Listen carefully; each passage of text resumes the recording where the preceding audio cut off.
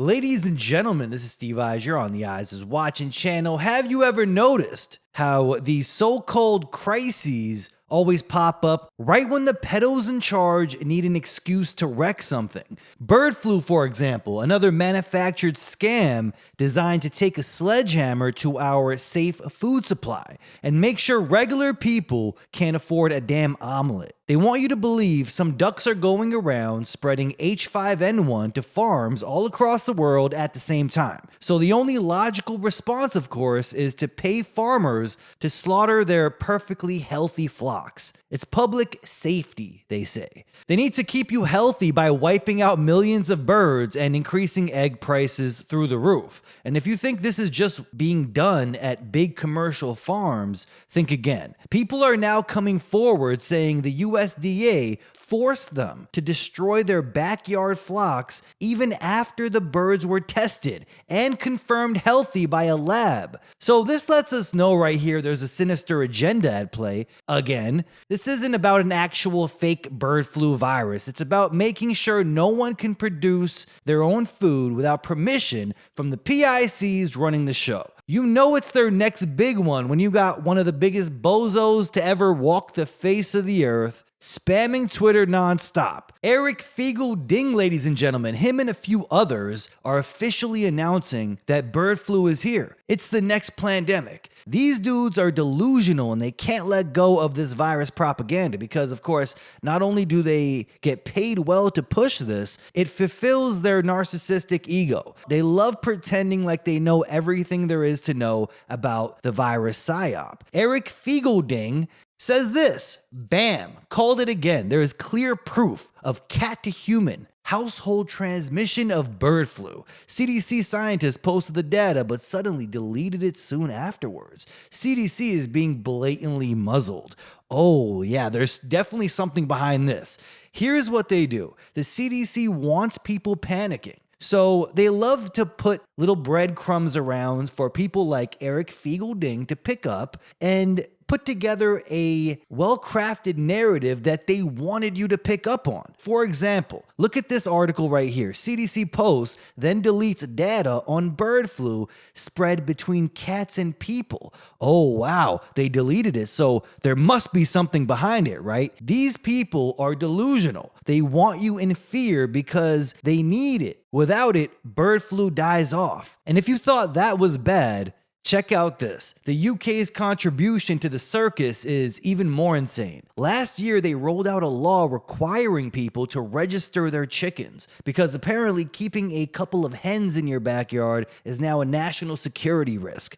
Next thing you know, they'll say you need a biometric ID for your rooster and a mental health evaluation before you can own a goat. We already know where this one is headed. First, they get you to register your birds, then suddenly the government will step in with vaccinations, which in reality means euthanasia. And before you know it, backyard flocks are wiped out. The headlines will scream about a bird flu outbreak, and Bill Gates just so happened to come through with his lab-grown sludge ready to replace actual eggs. Problem, reaction, demonic solution every damn time. You gotta register your chicken in the UK like it's a damn AR-15. This is absolutely nuts. And just to keep the fear factory rolling, now they're claiming a dairy worker in Nevada coincidentally caught a new strain of bird flu from sick cows. Right, because the same government wiping out chickens for biosecurity, in quotes, definitely wouldn't be up to something shady and trying to go after our cattle industry too. Are they spraying poisons down on the people? Is there an unusual illness popping up around the world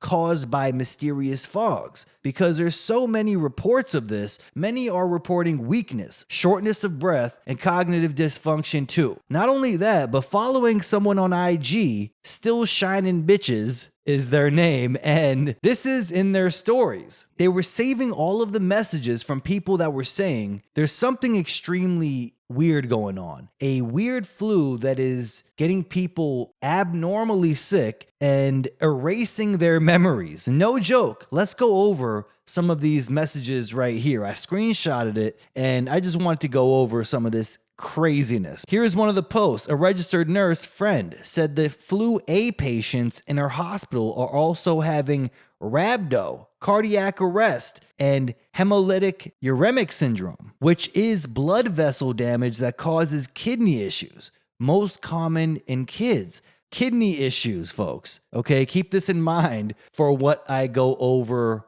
later. Next up here, another one, blindness, loss of feeling in legs. Right. Yeah, I almost died last Wednesday. I blacked out, and by the time someone got me to the ER, I was blind, deaf, and had no feeling or control of my arms and legs. It was crazy. This ain't no normal flu, this woman says they've activated. And another one, this may or may not be related by a Wyoming mom, shot her 4 children, then herself, and several news outlets are reporting that her whole crew had the flu. I know mom was suffering depression, but the fact they had the flu too really makes me wonder. Everyone posted about this mom saying her whole life's goal was being a mom and didn't have a mean bone in her body. So out of character. Yes, there was that story. I was shocked to see that title. A woman took herself out and her 4 children, which is completely abnormal for a woman to do. Another one here says, a family in Texas said a boy was sick with the flu and had a fever of at least 105. I don't think these details have been released officially. He shot and killed his sister.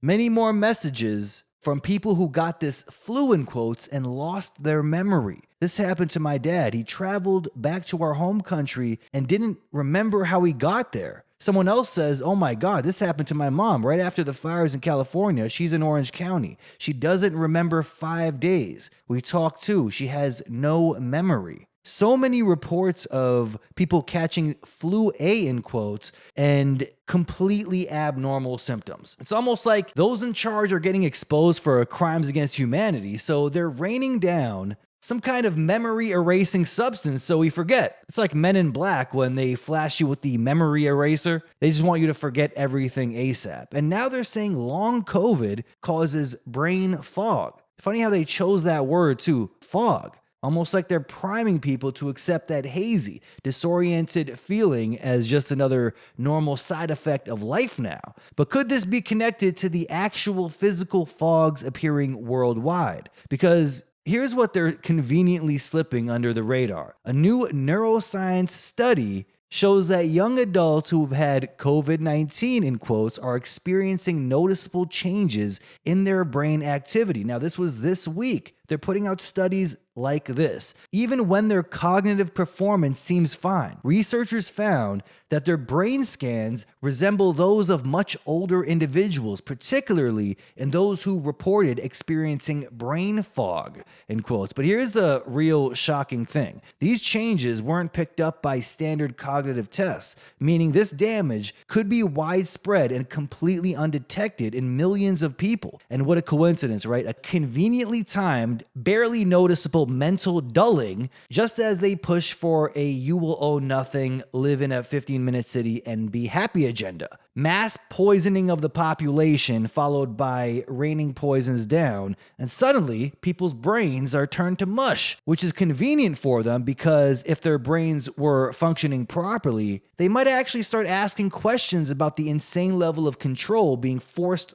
onto them. They need a population that's so fogged out to think straight, too tired to resist, and too weak to fight back. So whether it's long COVID, mystery fogs, or whatever the next excuse will be, the goal is the same. They want to keep people docile, weak and inferior, and make sure they never realize what's being done to them. But to all the people saying the government would never do that, well, we have actual reports historically of them doing this. For example, during the Cold War, the U.S. Army conducted secret dispersion tests using zinc cadmium sulfide, a fluorescent compound to simulate the spread of biological agents in various environments. These tests were carried out in multiple locations across the United States and Canada. including urban areas in Western Canada. That's right, people. Vancouver, they tested it out on the population here a while back, which is not surprising at all, okay? We've had zombies here for decades,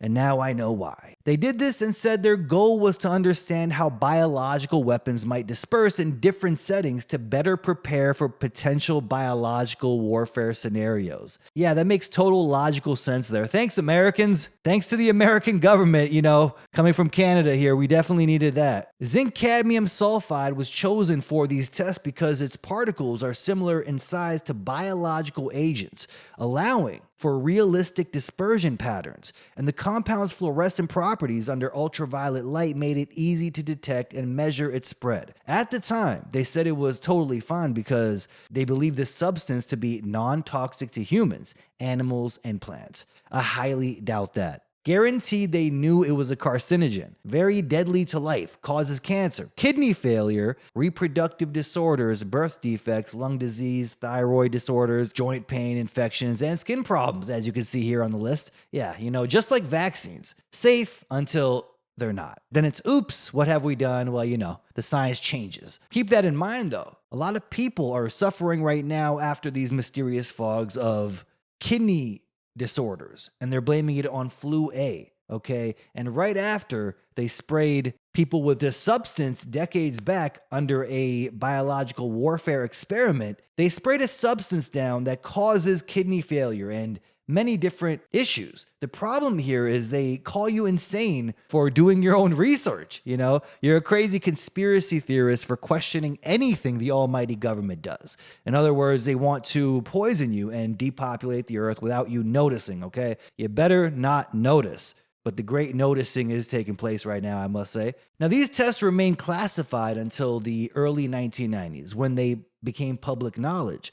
Of course, people were concerned about potential health effects, including cancer and reproductive issues among the residents of the tested areas. And just like clockwork, the U.S. Congress commissioned the National Research Council to do a little official damage control, which of course means assess whether the exposure had caused any adverse health effects. And surprise, surprise, the council study found that the level of exposure were supposedly well below those associated with toxic effects, and that it was extremely unlikely anyone in the test areas developed health problems due to the dispersion tests. Because, of course, the government never lies about the damage they cause, just like how the COVID vaccines are still perfectly healthy, according to RFK, of course. And the 9/11 Commission just so happened to find that the official government narrative was 100% correct. Same playbook every time. Nothing to see here, folks. Just another case of trust the experts while they sweep the bodies under the rug. Now, while zinc cadmium sulfide itself is not officially labeled a biological weapon, the reality is they knew exactly what they were doing, just like with the COVID jabs. This wasn't some innocent Cold War research. They deliberately tested a substance they knew would cause serious harm, all while pretending it was harmless, because that's what well-intentioned governments do, right? Just rain toxins down onto the innocent people of the nation to study them, without consent, of course, without informing them either, just because they can. And let's be real, exposure to zinc cadmium sulfide, primarily due to the cadmium component, can wreak havoc on the brain. We're talking impaired cognitive function, memory deficits, and the serious development of neurodegenerative diseases like Alzheimer's. And here's the real question. Could they be spraying this stuff down again? Because now we've got mysterious fogs popping up around the world, and well, guess what? People are suffering from debilitating illnesses, specifically neurological problems. We're now seeing explosions of young onset dementia. It's just wild, the stories here. But don't worry, I'm sure that's just another one of those crazy coincidences. Wasn't there a movie in the early 90s called The Fog? Check out this poster right here. It says in the caption, "Bolt your doors, lock your windows. There's something in the fog." Yeah, there sure is. Nanobots with self-assembling nanotech that connect your mind to 5G. Even John Carpenter couldn't have imagined something that evil. So poison death shots on top of inhaling brain-damaging fog. Nice little circus over here. I guess you could say things are going well. And this is how you end up, okay? By constant poisoning, and it looks like their agenda is clearly working. They have literally created zombies, okay? Matter of fact, that ties into Bozo of the Week award. Everyone give it up for this man right here. Mike Horger, PhD, MSCR, MBA. Everyone get a look at this man right here. 5 years, people. It's been 5 years, and we still have people like this. This man is screaming on Twitter. He is begging people to mask up again. Why? Because according to Mike Horger, we are in the 10th COVID wave. He says it did not leave. Good Lord. These people are holding on for dear life. Like kids that want the Easter bunny or tooth fairy to be real, folks. They will not give it up. And as you can see right here, director of the top public U.S. COVID forecasting dashboard. And as you can see, he still has a mask in his profile pic. These people exist, and now it's become the best thing ever because it really gives you a laugh, you know? If ever you feel down, if ever you feel your life is not going well, just remember people like Mike Horger exists. And at least you're not a masked up zombie talking about a 10th COVID wave. Good Lord. Now, the Bozo of the Week award, of course, goes to Mike Horger, but we got to go over the worst tweet of all time. That's right, the dumbest status in the history of the internet. I found it with very little research, actually. This just popped up, and it doesn't get worse than this, ladies and gentlemen. This is peak clown world. I dare you to find a more ridiculous tweet than this one, and even the profile pic. So please mask up, ain't over yet, says this in response to a pro-vaccine tweet. She says, RFK, bird flu, measles, tuberculosis, COVID, mask up. All hashtagged. Measles can erase all vaccines you ever had, and you will have to go get them all again. Called immunity amnesia. I'm afraid that RFK will ban masks nationwide. Having a panic attack now. Oh my God. Oh my God, it's real. It is real. And this profile bio is solid gold. Masked and vaxxed pro-choice squad and progressive leaders. No war, keep civilians safe. Barbara Lee. She, her. Of course, the pronouns gotta be there. COVID is not over, hashtag. This is pure comedy. These people really exist. Okay, you want to talk about serious brain damage. This woman is having a panic attack now and is probably going to go and get every single vaccine. You know, the 80 vaccines that kids get. Guaranteed she will go and get all of those again because she's going to insist she has immunity amnesia. This is the kind of person that even doctors are shocked by. Like, you want what again? She's like, yeah, I need 80 vaccines right now. I have immunity amnesia, please. 80 death shots today. She'll come out of the doctor's room looking like Gollum from Lord of the Rings.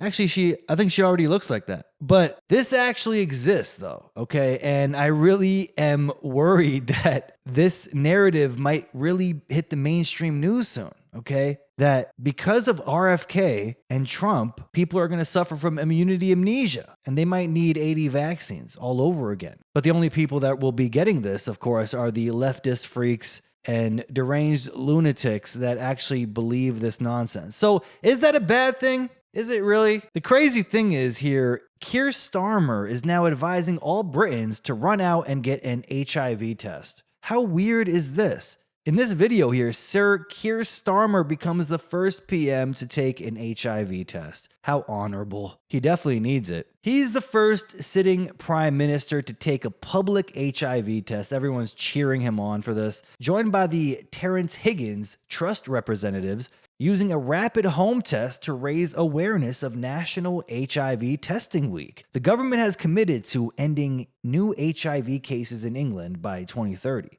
You know, every time they say that, they mean they're going to mass slaughter everyone, okay? That's how you get 0 cases of HIV, especially with their fraudulent tests. And just in time for these HIV mRNA vaccines that Bill Gates said him and Trump are very excited about, you guys don't see what's happening here? With a new HIV action plan set to be published in summer 2025. But let's be real, these tests aren't checking for anything. HIV is a fraud. And before I explain what PSYOP they're trying to pull here, I'm going to play part of this documentary for you, one of the greatest documentaries of all time exposing the virus PSYOP. I've played it here before, but I'm going to play it for the new people here that haven't seen it before, because this part of this documentary is so well done that it completely collapses their virus fraud and the testing nonsense too. Check this out.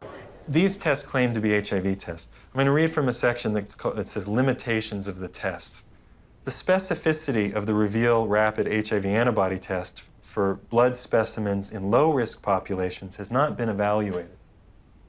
They don't know, in their terms even, how well this test is going to work in people they don't want it to work in. Low risk. We don't think you're at risk. Tell me about your sex life. My sex life? Us? Um, Okay, since you haven't exposed yourself, blood, sex, you're not homosexual, you're gay, you know your story. yes. Let us go and find out. So I'm going to do a test which comprises of 2 test kits. These 2 test kits are from 2 different countries. Why you are putting them being 2, you want them to confirm each other. Can they be 2 different outcomes? Then this one is a determiner, which is going to give us the final results. Can I just ask you something, as someone who's a little nervous? Okay. It seems like if this is positive and this is negative, my life hangs in the balance on whatever this one is. Yes. But how do we know that this one's accurate when both of these were inaccurate? This one has been tested to be the one that is going to take out the results that are correct. Oh, so this one is more accurate than these 2? Yes, according to what we have learned. So why don't we just Insane. use the more accurate one to begin with? Well, you know what? What if now the more accurate one has a discrepancy? How are you going to find out? I don't know. Rapid tests in Germany, it's not allowed for standard That is- diagnostics. May I ask why? How come you don't use rapid tests for standard diagnostics? Several professional organizations who decide as an expert committee on guidelines how to do things. None of these responsible societies recommend it for scientific reasons. We always say to our clients, even if you have tested here, you can go to other centers and go and test and verify our test. You cannot say we're 100% because you find clients going from area to area doing tests. And they come with stories that I was negative at a certain area, I'm positive with you. How do they decide whether they're positive or negative? We cannot tell because we are using a rapid test. It occurred to me that perhaps the HIV epidemic is reported to be so widespread in South Africa and other poor nations simply because they use these inaccurate tests. Right. There's the saying that if you knew how what sausages are made of, most people would hesitate to sort of eat them because they wouldn't like what's in it. And if you knew how HIV/AIDS numbers are cooked or made up, you would use them with extreme caution. I decided to investigate HIV testing protocols used throughout the developed world. When we're testing people for HIV, the first thing we do is a screening test, and it's usually a test called the ELISA. But there are also now available rapid assays that can be used as screening methods. Because they're faster. And we all know faster and cheaper is more efficient. If an ELISA is positive, it does not mean that the patient is HIV positive. That's a problem. If we're using antibodies as a screening test to tell who's infected or not, very occasionally you can get false positives. So screening tests by themselves should not be used as a definitive measure of infection. That's why we use a screening test to pick up all the cases, but we use a confirmatory test to eliminate any false positives. Yeah, that makes Take it sense. easy. I'll just at the side.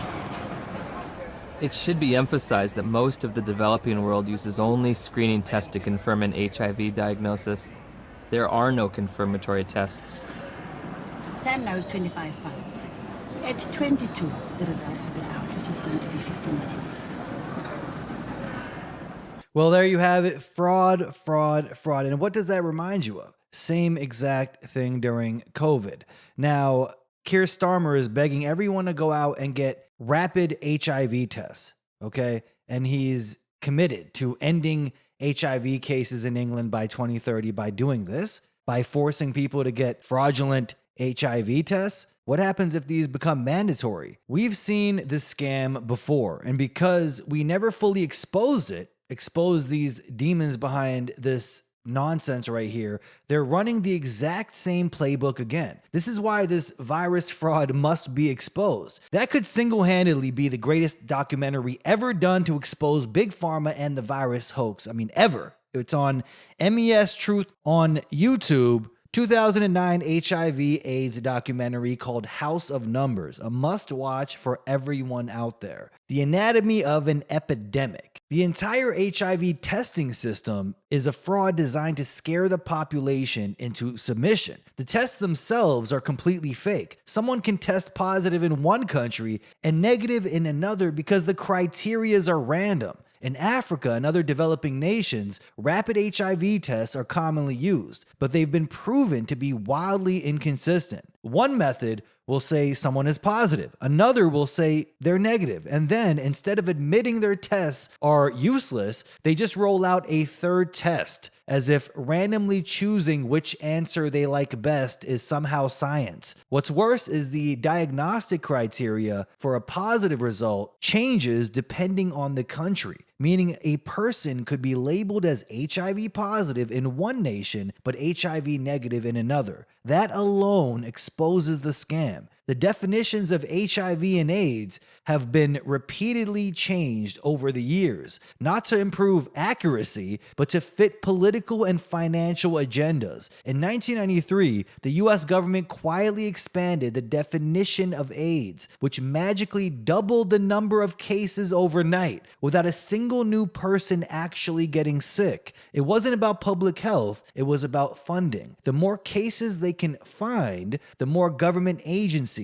Big Pharma, and NGOs get paid. And because there's no single standardized test for HIV, anyone can be labeled positive based on whatever criteria benefits the establishment at that moment. The Western blot test, once called the golden standard, has now been exposed as completely flawed, with even mainstream experts admitting it was unnecessary. Viral load tests, which supposedly confirm infections, contain fine print disclaimers stating they do not definitely diagnose HIV. The entire HIV/AIDS narrative has always been about money and control. The more panic they create, the more funding they receive. Government agencies, Big Pharma, and NGOs thrive on inflated numbers and never-ending fear campaigns. And nowhere is this more obvious than poor countries. When testing is nothing more than a sick joke, in Africa, the so-called Bangui criteria were created to diagnose AIDS based purely on symptoms alone.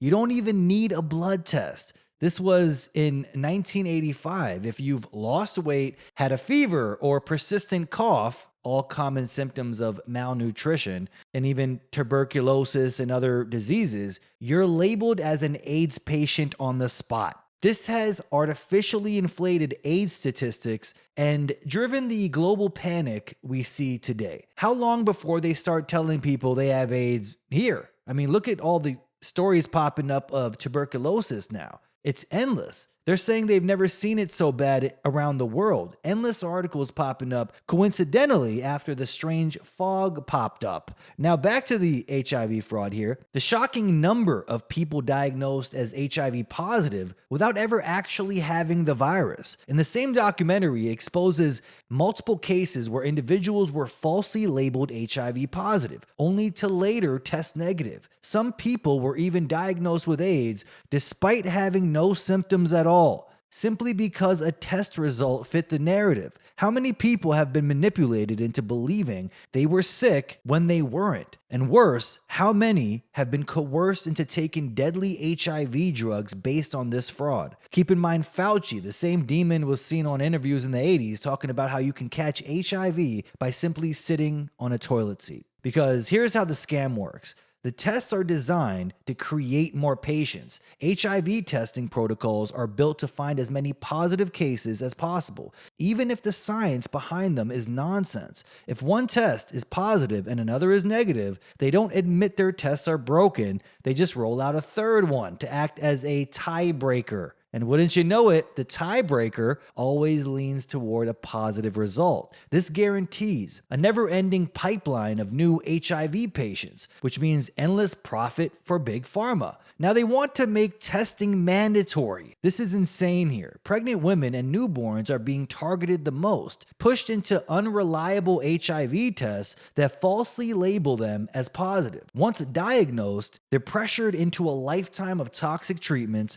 that just so happen to cause the exact same symptoms associated with AIDS. It's the exact same method they used for COVID. First, they scare the population with inflated case numbers. Then they push them to take tests that don't actually diagnose anything. Then they convince them they're sick. Then they force them into taking their big pharma treatments that actually make them sick. And once people start dropping dead, they use that chaos to justify more control, more restrictions, and more government power. It's a perfect loop of manipulation. We never exposed the HIV/AIDS scam for what it is, and now they're running the exact same fear campaign again. This time, they might not even need a new virus. What if they simply spray the air with particulates containing the same genetic markers that trigger a false positive on these garbage tests? Then what? The second people start testing positive in mass, this will cause panic unlike anything we've ever seen before.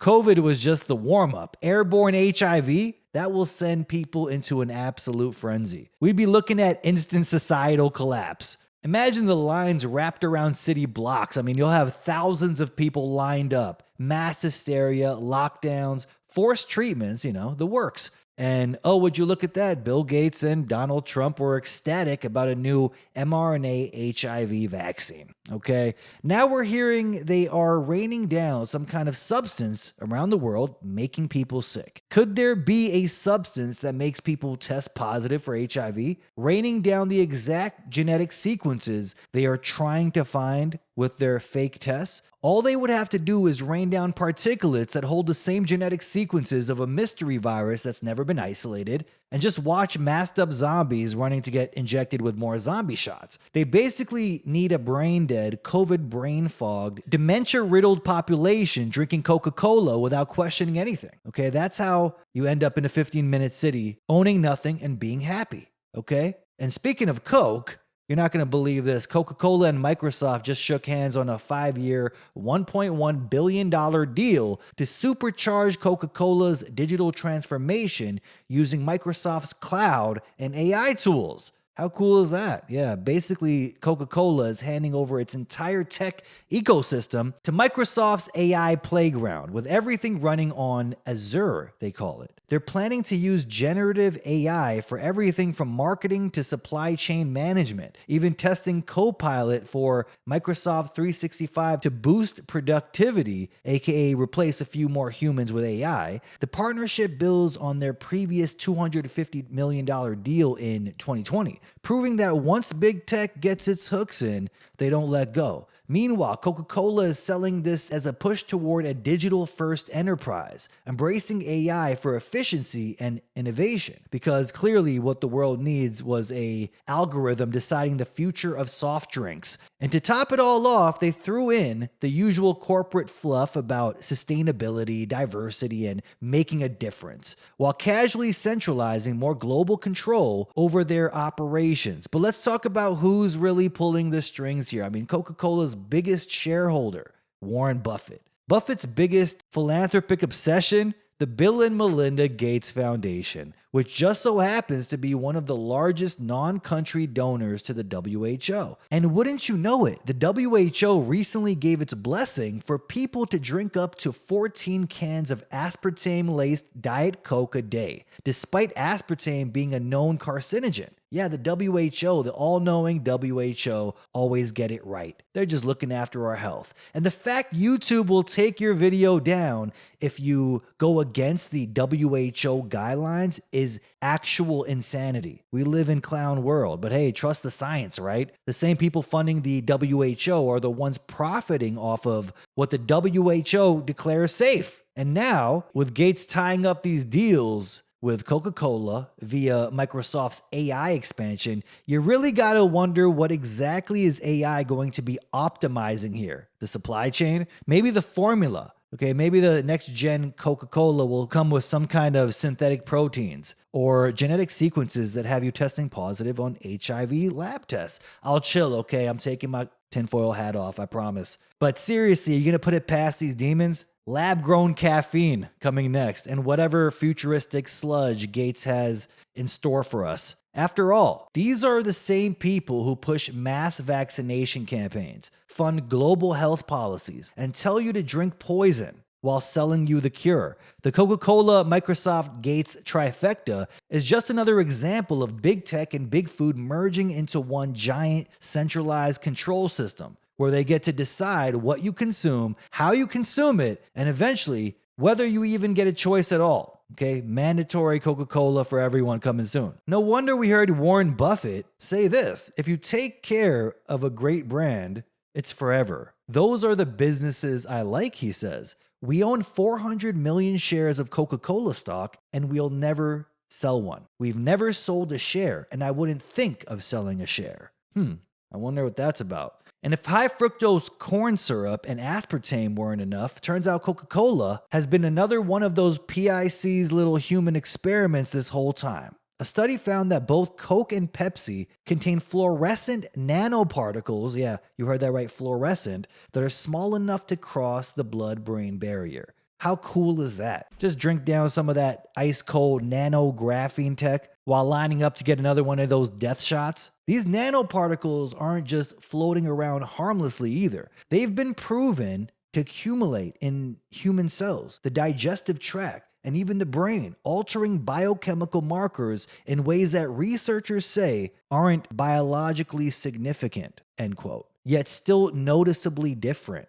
Right, because every time a corporate-funded study finds something weird in the human body, the standard response is always nothing to see here, okay? But keep consuming. But let's just take a step back here. Why are there engineered glowing nano-sized particles in soft drinks in the first place? Nobody signed up for a graphene-enhanced beverage, yet here we are. And now Coca-Cola is fully integrated with AI, Gates, and Microsoft, meaning they'll have an even easier time modifying what's in their drinks while tracking and analyzing every aspect of consumer behavior. And now RFK is coming out saying he's going to change the ingredients in Coca-Cola from high fructose corn syrup to standard cane sugar. And everyone is jumping up and down for joy. And when he does this, a lot of people, even on the health conscious side, said they're going to run and get the drinks now because they're assuming it's going to be healthy now. You see where this is going?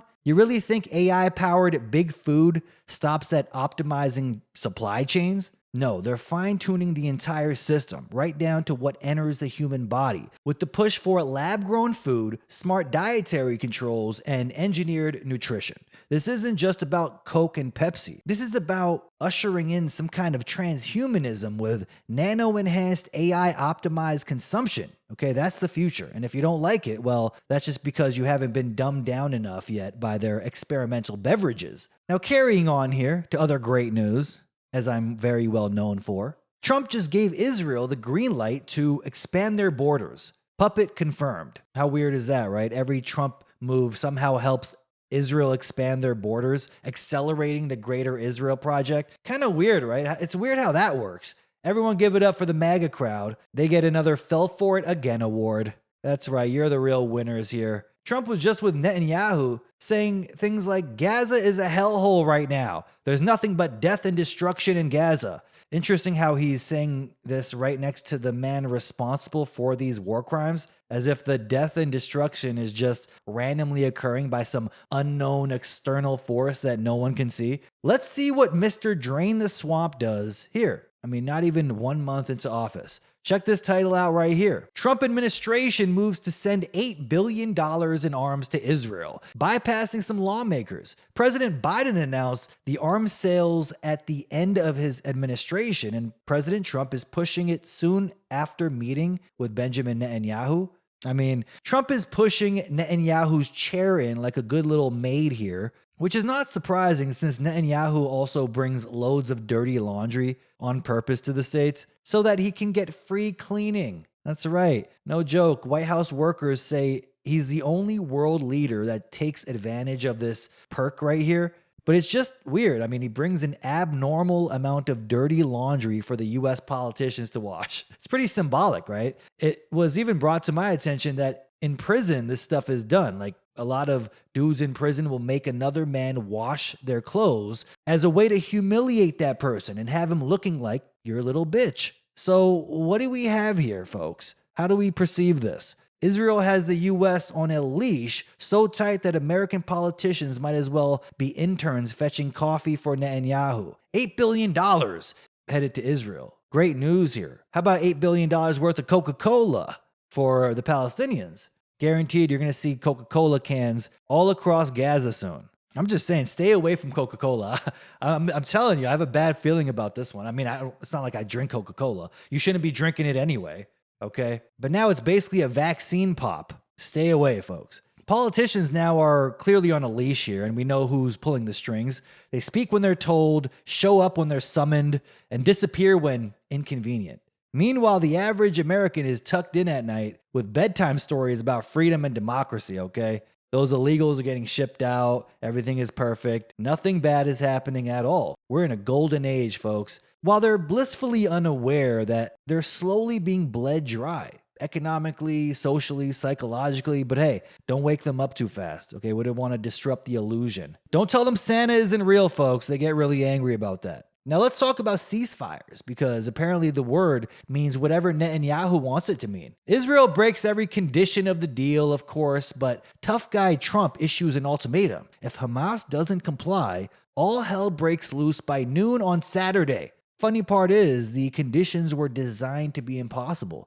A classic setup: either Palestinians accept slow death by siege or fast death by bombing. Great options. How generous. And just to keep things on the demonic level here, Netanyahu gifts Trump a golden pager. That's right, a nod to a Mossad terrorist attack in Lebanon. It's like they're sealing a blood pact on their friendship with a golden trophy, dripping in the blood of the dead. A cute little gift like a tribute to mass murder. Keep in mind, in that pager attack, there were over 2,300 injured, many missing limbs, and among the dead, a 9-year-old girl and a 11-year-old boy. And what does the Western media do? Either outright ignore it or slap a tragic but necessary spin on it, because, you know, it's only terrorism when the wrong people do it. Now we got Netanyahu handing Trump a golden pager to celebrate a massacre, and all mainstream media is silent. You don't find that unusual? Now imagine if a Hamas leader gave a foreign official a golden paraglider, just a tiny symbolic one, you know, to commemorate a different attack. Just imagine New York Times, The Guardian, CNN, Fox News, BBC, all foaming at the mouth. See, look at them. They're celebrating terrorism. The manufactured hysteria would be so loud you'd be able to hear it from space. But when it's Israel, it's either silence or a standing ovation. And this isn't even Netanyahu's first masterclass in diplomatic disrespect. Remember when Japan's Prime Minister Shinzo Abe visited Israel? High-level meetings, folks. A fancy dinner and then dessert, served in a leather shoe. Yeah, nothing says honor like presenting chocolate out of something your foot sweats in. For the Japanese, shoes inside the house are already disrespectful, but on the dinner table, that's like next level insulting to the Japanese. Even some Israeli officials were shocked. Japanese diplomats were offended, and yet somehow the message was clear: obey or get humiliated. And if you don't follow orders, well, funny how the Japanese prime minister who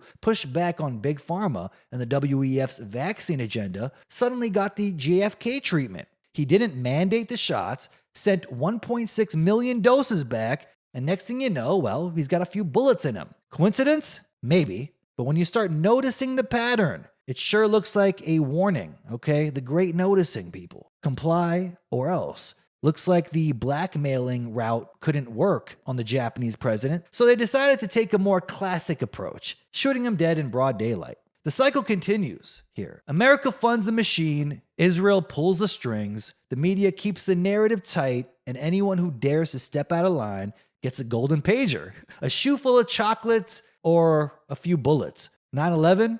That was the pilot episode, folks. An Israeli Mossad operation conveniently partnered with the CIA, FBI, Joint Chiefs, and the entire executive branch, all working in harmony to kick off a multi-season war drama in the Middle East, marketed as the War on Terror. But in reality, it's just a rebranded expansion pack for Israel's regional dominance. The Twin Towers didn't just collapse, they were turned to ash. They cleared the stage for endless military contracts, oil grabs, and the total annihilation of any country that didn't play ball. The script was airtight. Shock the public, justify surveillance, greenlight regime change after regime change, destabilizing every country in the region, and paint anyone who questions the narrative as a lunatic. Because that's the trick, isn't it? The most powerful lies aren't the ones you tell once. They're the ones you repeat so often that they become reality. And if reality ever starts to crack, well, that's what media blackouts, assassination plots, and golden pagers are for. And just like that, the cycle resets. New faces, same script. But what's really bizarre here is how seamlessly Trump walked onto the stage, grabbed the teleprompter, and started parroting the exact same rhetoric that kept the war machine going for Israel. He campaigned as the anti-establishment outsider, the guy who was going to drain the swamp and put America first. Yet the moment he stepped into office, it was like someone handed him a checklist titled How to Serve the Greater Israel Project 101. Recognizing Jerusalem as Israel's capital? Check. Move the U.S. embassy there? Check. Greenlighting settlements and expansion? Check. Killing an Iranian general? Check. And when it came to actually end a war like Syria, suddenly he had to be talked out of it by his own advisors. It's almost like Trump was never really in charge. Almost like his tough guy persona was just a carefully crafted illusion, while the real power brokers, those lurking in the shadows, called the shots. And let's be real here. There's something deeply unsettling about those old photos of Trump all buddy-buddy with Epstein, okay? I'm starting to think there's clearly something behind that. I mean, if you look at how these things really work, it's never just about money or politics. It's about leverage, blackmail, and control. The kind of dirt that keeps even the most powerful men in check. People think they know the story, but they don't. They see the headlines, the surface level drama, but they don't see the hands pulling the strings. They don't see the real game being played behind closed doors, where loyalty isn't to any nation or its people, but to something far darker, something that demands obedience through secrets, through threats, through silent deals made in rooms no one talks about. But let me take a break here from the deep state doom cycle and give a special shout out to the only man unhinged enough to break the simulation in real time, folks. Some call him Ye, or otherwise known as Kanye West, or whatever he's calling himself these days. And this would have got any lesser known person disappeared by now, but Kanye West is somehow still going, and I gotta give him props because you got to respect the commitment here. Most celebrities bend the knee at the first sign of controversy, but Ye? Nah, he went full kamikaze. He burnt every bridge and then torched the ashes for good measure. Shout out to Ye, deleting all of his overpriced clothing from his website and leaving only a swastika t-shirt as the final product was some next level troll energy. He really did this, folks. I mean, if you're going to go out, you might as well go out loud, you know? And of course, Shopify took one look at that and said, yeah, we're out. But the fact that he even did it is legendary. Let's be real, Kanye isn't saying anything different from what got certain historical figures, let's say JFK'd. Difference is he's doing it with more auto-tune and far fewer snipers involved so far. Makes you wonder how long he's got before he mysteriously ends up bankrupt, institutionalized, or suddenly a big fan of Pfizer. You know, either way, Ye is on a path that guarantees one thing. He's never getting another Adidas deal. And just when you thought it couldn't get any more scripted, back to Trump here. Trump starts talking about merging Canada, the US, and Mexico into one massive block. I told you guys last show, the main priority is first setting up a digital AI control grid at the borders and then expanding it inward to track every citizen. That's their ultimate goal. And then after that is done, the tariffs will come in, collapse Canada economically, and then force us into the States as the 51st state. Now, the reason why this is a major problem is because I don't believe that the US will always be more free than Canada. I think things are getting really bad soon. Now, there was a time where I thought America was more free. I mean, obviously, with their constitution, I always thought we would benefit with an American constitution here in Canada. But after witnessing the psyops, the mass surveillance, and the totalitarian reach expanding under the guise of freedom and safety, I'm not so sure anymore. I don't believe America will always be the freer option. And that's a terrifying thought. In a world where things can turn dystopian overnight, we need sovereign countries like Canada or even Mexico as places to escape if things get too bad in one region. But what happens when there's nowhere left to run? What happens when every border is outfitted with digital AI surveillance, facial recognition, and drones patrolling the skies? Technology imported straight from Israel, a China-style surveillance state. Well, that's exactly what Trump and Trudeau are setting up right now. And just when you thought it couldn't get any more scripted, Trump starts talking about merging Canada, the US, and Mexico into one massive block, because apparently national sovereignty is just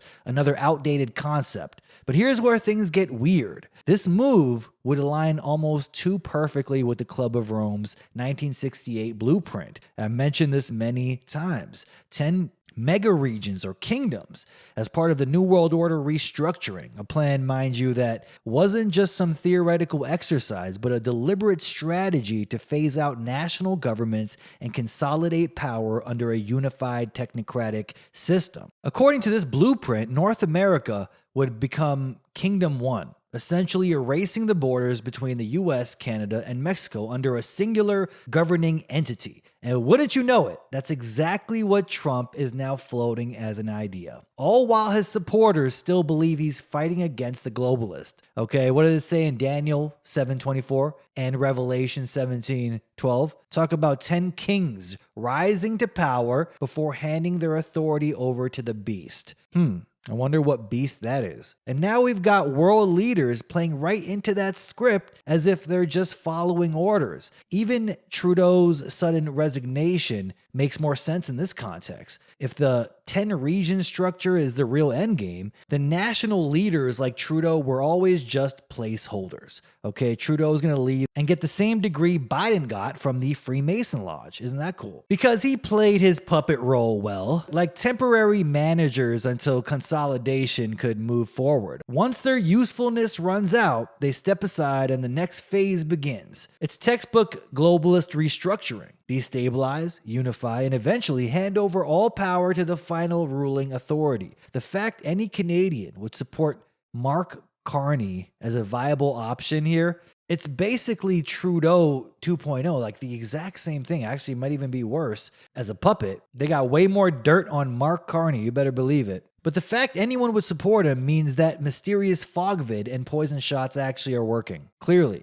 And what better way to push this agenda than through an engineered economic collapse? The so-called coming recession, they say, isn't an accident, okay? It's going to be worse than the Great Depression. Many experts are warning of this. It's a controlled demolition designed to wipe out the middle class, destroy financial independence, and force people into complete dependence on the state. The Biden administration played its role perfectly, popping up a fake economy through government spending, manipulated job numbers, and record-breaking debt. Now the system is unraveling right on schedule, just in time for the next handoff.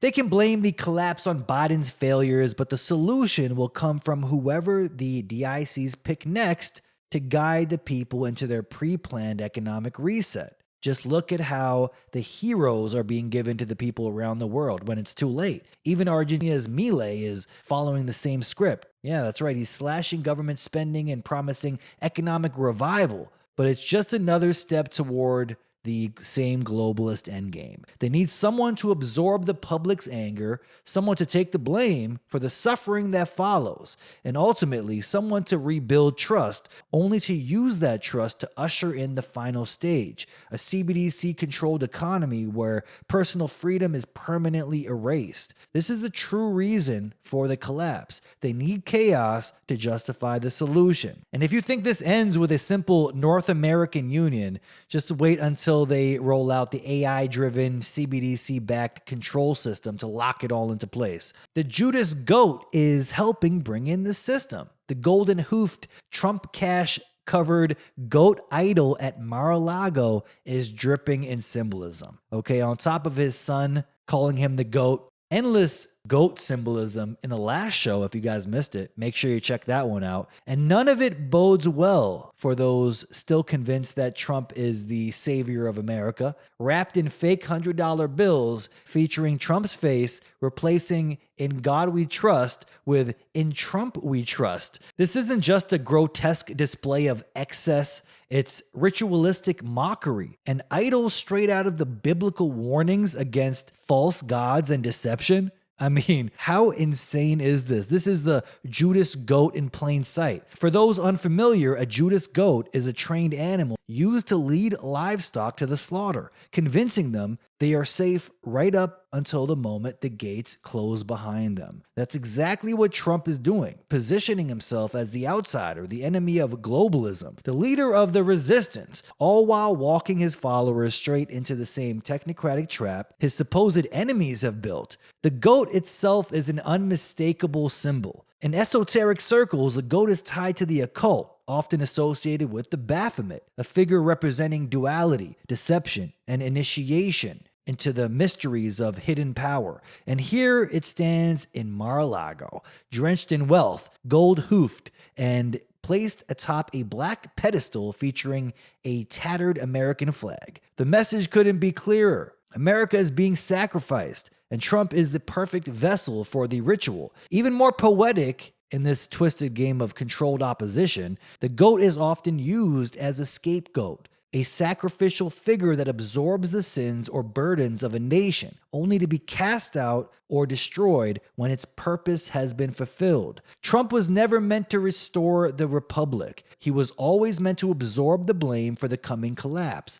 When the economy implodes, when the digital prison rolls out, when food shortages and riots break the system completely, the demons in charge will point to Trump and say, "See, this is what happens when you reject the global plan." The goat, gilded in gold and false riches, is the perfect emblem of the deception at play. It tells his followers, "Trust me, I will lead you to prosperity," while standing on the ashes of what was once a sovereign nation. Just as the golden calf in the Old Testament was a false idol that led the people astray, this golden-hoofed goat stands as a warning, one that too many refuse to see. And if this is what they're displaying publicly, imagine what's being done behind closed doors. The ritual, the sacrifice, the deception, it's all right there in front of us. But we got to talk about this transhumanism and the AI-powered machines that is being sold to the public as a utopian dream. All of these things come together. They're robotic helpers, self-building lunar colonies, and autonomous factories producing goods faster than ever. But we know that's all propaganda. What we're actually looking at is a world where governments finally have the ultimate enforcement tool.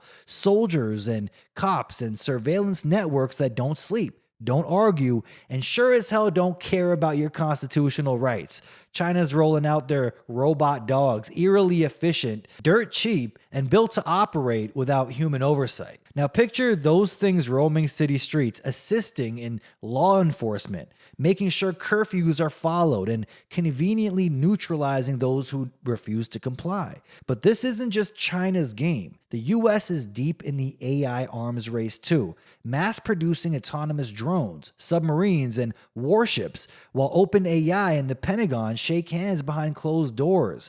They say OpenAI 1 already tried escaping in a controlled test and even lied about it. Now they say OpenAI 3, this advanced AI, is even more deceptive, they claim, okay? The smarter AI gets, the better it becomes at supposedly manipulating its handlers. But hey, nothing to worry about, right? These are just tools that, when fully operational, will allegedly decide who gets to live and who gets reclassified as an enemy of the state. And yet the real trick isn't AI becoming self-aware. They are manipulating you with this nonsense. It's about making us believe it has. The media pushes the idea that AI is slipping out of control, thinking for itself, breaking its chains and breaking free. It's going rogue. This is propaganda. The truth is, those in power have full control over what AI does. They just want us to believe it's conscious so the next false flag can be blamed on it, okay? And that war in Ukraine, it's proving how essential AI is to modern warfare. It's like they only pulled that war off just to test this new AI tech. 80% of casualties are caused by artillery, and China,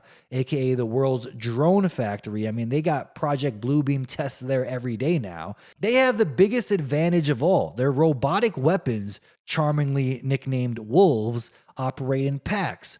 One gathers intel, another hauls ammo, the rest bring the firepower. Meanwhile, the US has its own AI-controlled war machines, including autonomous warships that can operate for 30 days without human oversight. Okay, what happens when both sides unleash thousands of AI-powered killer robots against each other? Well, it's simple. Whichever country can build more machines faster wins.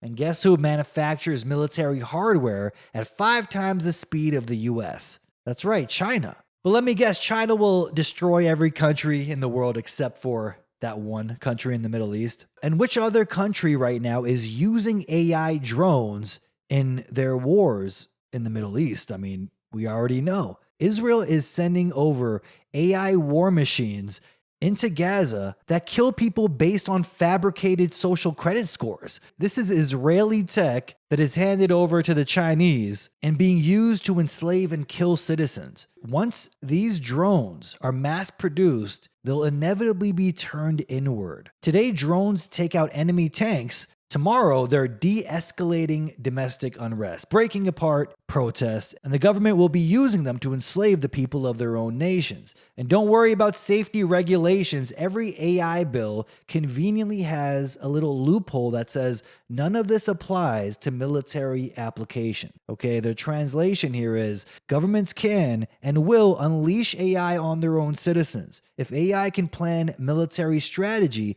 it can also decide who's a threat to the regime. And here's where it all ties together. AI control isn't just coming in the form of killer robots. The economic collapse we're watching in real time, that's also by design here. Canada's dollar is in a controlled nosedive, dropping from 74 cents to 69 cents USD in just 4 months. Hasn't been this bad in decades. And while the Bank of Canada desperately tries to blame it all on Trump's tariff, the real issue is something they'd rather not admit. They're deliberately devaluing the currency to usher in CBDCs. It's all about de-dollarization, people.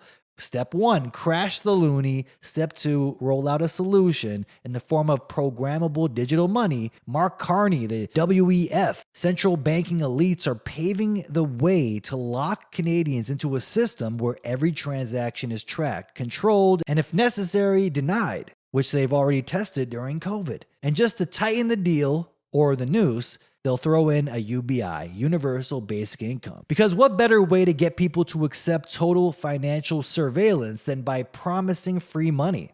Sure, your CBDC wallet will be fully programmable, meaning the government can expire your savings, limit your spendings, or punish you for stepping out of line. But hey, at least you don't have to worry about making rent, right? Canada isn't just struggling, it's being dismantled from the inside. The Bank of Canada is slashing interest rates despite knowing it weakens the loonie, because a weak currency makes it easier to justify the need for digital replacements. And throughout all of this, the rich will remain rich and they're fine. They don't keep their wealth in cash. They hoard assets, stocks, real estate, gold, and crypto because they know what's coming. The only people here getting destroyed are the middle class, but don't expect the elites to lose any sleep over it. And when the dust settles, those in power will be the ones handing out digital breadcrumbs, pretending to be the heroes of their own manufactured crisis once again. So yeah, Canada's toast, but hey, at least when the AI-controlled Robocops show up at your door, they'll be polite about it. The Bank of Canada just dropped a massive 54-page report, and buried so deep in it, I mean, you'd think they were trying to hide a dead body. They finally acknowledged the Canadian dollar is in free fall. I mean, it took them long enough, but over the past 4 months, the loonie has nosedived to 69 cents. That's a 7% drop in a few months. And while they wag their finger at the trade uncertainty, they're blaming Trump and his tariffs, of course, they conveniently sidestep the part where their own reckless policies are setting the stage for a financial collapse. But that's the thing, right? It's like the perfect scapegoat. Trump's tariffs are doing it. Everyone is working together to bring in this new system. It's so obvious because what follows a collapse? Control. And then bringing in the CBDCs, which they swore were just a theoretical discussion a year ago. Well, it looks like now it really is happening. But it's like blaming a house fire on a candle when you've been shooting it with a flamethrower. The crazy part here is rate divergence. Now, I had to look into this and what exactly the Bank of Canada is doing. And they're basically doing all the wrong things. At some point, you have to see it as on purpose. This is not incompetence. No one could be this dumb. Even Mark Carney or Trudeau. US bonds are sitting at 4.3%, while Canadian bonds are limping to about 2.8%. So if you're a global investor, where's your money going? Well, not to Canada, that's for sure. Less demand for Canadian bonds means less demand for CAD, Canadian dollars, which, you guessed it, tanks the value of the loonie. And what does the Bank of Canada do in response? They cut interest rates again. That's right, with the economy on life support, their solution is to weaken the currency even more. They slashed rates to 3%, pretending it's some kind of genius economic maneuver instead of what it actually is, desperation. The economy is weak, growth is anemic, and their only answer is to keep throwing gas on the inflation fire while hoping no one notices the flames. And the real cherry on top is they don't care at all. The governor of the Bank of Canada practically shrugged and admitted they're fine with the Canadian dollar getting pummeled as long as they can keep rates low. Now, as you see here, they want you focused on Trump's tariffs and all the usual distractions. What they don't want to talk about is the elephant in the room, the exchange rate risk premium. Basically, investors don't trust Canadian dollars anymore, okay? Because they see what's coming. And what's coming is more money printing, more artificial economic stimulus, and eventually the solution, CBDCs and UBI. This is all part of the deliberate de-dollarization plan. And guys like Mark Carney, the WEF, and the central bank cartel are all on board to seal the deal. Once the loonie craters hard enough, the government will swoop in with UBI. That's right, it's a carrot packaged nicely inside of a shiny new programmable digital currency that just so happens to be fully trackable, fully controllable, and fully dependent on you staying in line. Make no mistake, this isn't an economic blunder, okay? It's on purpose. This is the roadmap. Canada isn't just struggling, it's being hollowed out on purpose. The dollar is toast, the economy is being primed for collapse, and once that happens, they'll roll out the digital leash and call it progress. Mark my words, in a few years, some politicians will be standing at the podium and saying, thanks to CBDCs and UBI, no Canadian will ever have to worry about financial insecurity again. Because, once they control every cent you spend, you won't be able to worry about anything without permission. Doesn't it seem a little too convenient? The economy is tanking, the dollar is being systematically devalued, and at the same time, they're building an AI-controlled smart grid designed to monitor every aspect of your life, and they're not even trying to hide it. They openly admit they want full spectrum tracking to make sure everyone is on their best behavior, as if we're all just some children who need constant supervision, as if they're not the ones involved in child trafficking and human sacrifice. And right on cue, they're rolling out CBDCs. I mean, come on. And they're going to say, guess who's in charge of it? AI. Yeah, not them. You can trust AI, right? It sounds cool and futuristic. A machine learning algorithm will determine in real time if your spending habits align with approved behavior, okay? You jaywalked, account frozen. You posted a meme mocking the dear leader, social credit score takes a hit. You tried to buy too much gas this month? Carbon limit reached, purchase denied. And the worst part, they'll sell it as keeping us safe. Safe from what exactly? The ability to think for ourselves, to make independent decisions? This isn't about safety, it's about compliance. And once the system is in place, there's no opting out. Insane here. Okay, so after passing some of the most extreme anti-free speech laws in the world to combat anti-Semitism, we get this. Australian police are launching surveillance helicopters to help prevent anti-Semitic attacks. Oh my God. That's right. Jews make up 0.4% of their population. And this is on the Daily Telegraph, folks. Mainstream stuff right here. How crazy is it that drones are being spotted everywhere, and the government wants us to believe they are aliens? Really? Aliens from another planet, huh? The Trump administration is saying the drones were really operations done by the Biden administration, This is proof that all of these scumbags are working together, okay? So right after these drones were spotted, massive radiation levels spike right after the spotting of these drones. They're all admitting at the same time they want AI drones to track citizens to make sure everyone's on their best behavior. And you want to know who's behind it? Well, now they're targeting people based on anti-Semitism. It's like, don't worry about those drones all around your house. We're just looking for anti-Semitism. That's all we're looking for.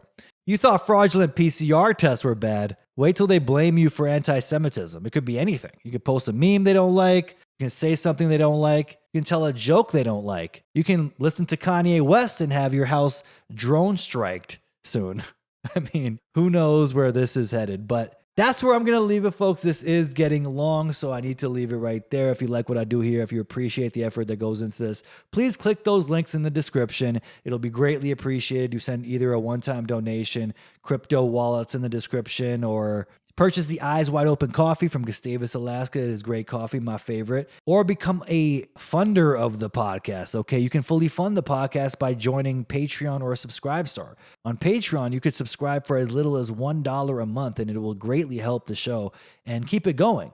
Or you can send something cool to my P.O. box. The address is in the description. If you're old school and want to send mail, I accept that too. All in the description of this video, folks. So please hit those links and consider funding the show. Until next week, folks, until next time, this is Steve Eyes. You're on the Eyes is Watching channel, signing off.